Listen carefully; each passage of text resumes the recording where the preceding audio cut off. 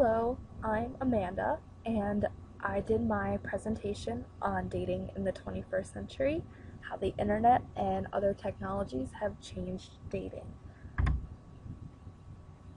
Because of the internet, online dating has become more prevalent, obviously. 54 million there are 54 million singles in the US, and out of those, 8.8 million have tried online dating, which is 1 out of 5. And in the last year, 17% of marriages began from online dating. There are many different ways to meet someone online. The most common is online dating sites, which would be like eHarmony, OkCupid, and Match.com.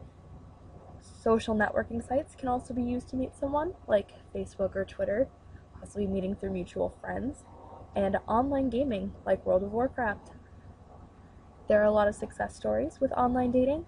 The average length of courtship before marriage for couples who met online is only 18.5 months, while it's 42 months for those who met offline.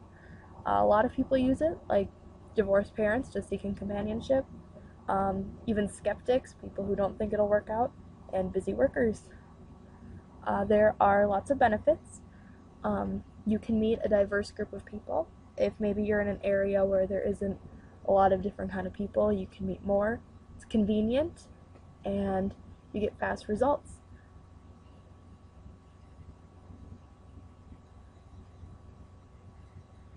It's also easier for certain people to interact online.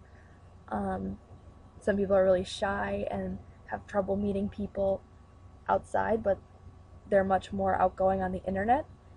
And on these websites, you can pick out traits you're looking for to get set up on dates, so you know that you like what they're interested in. There are also many risks.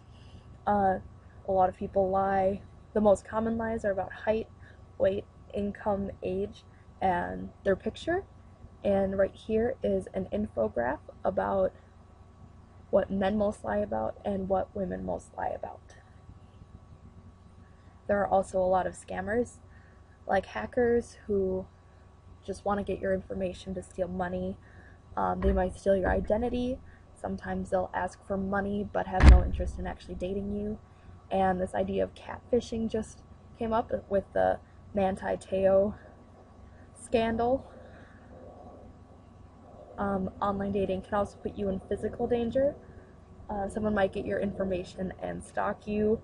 A lot of people just looking for a sexual relationship might take advantage of you, and in some extreme cases, murder occurs. There's also risk of a bad reputation. I think one of the things a lot of people think about with online dating is, like, really, you had to go online to meet someone and you got that reputation, but also you could get inappropriate pictures or quotes coming out that you didn't think anyone else would ever see. Personally, I think online dating is just fine. If you aren't good at interacting with people offline, maybe it's a good way to find someone. You never know where you might find the one, and it could be online, so why not? There are other technological differences in dating now. Texting becoming more important, Googling to find information, long distance relationships are getting easier, and online cheating is becoming a big deal. The pros for texting is that you are able to get to know someone really quickly. Within a couple minutes, you know all their information, and it makes first dates less awkward because you already know what you like, so you can make conversations, and it's very good for long distance relationships.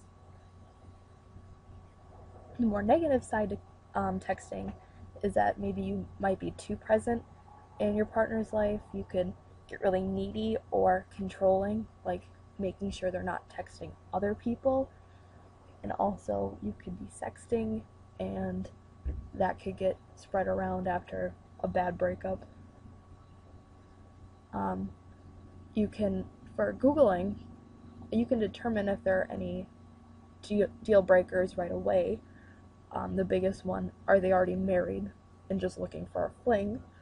And also, do they have a criminal record?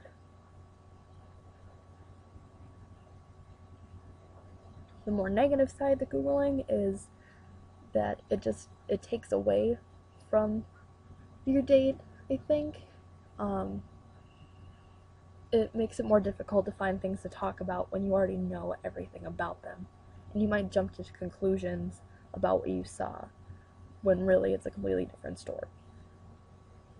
And long distance relationships have really changed because of technology.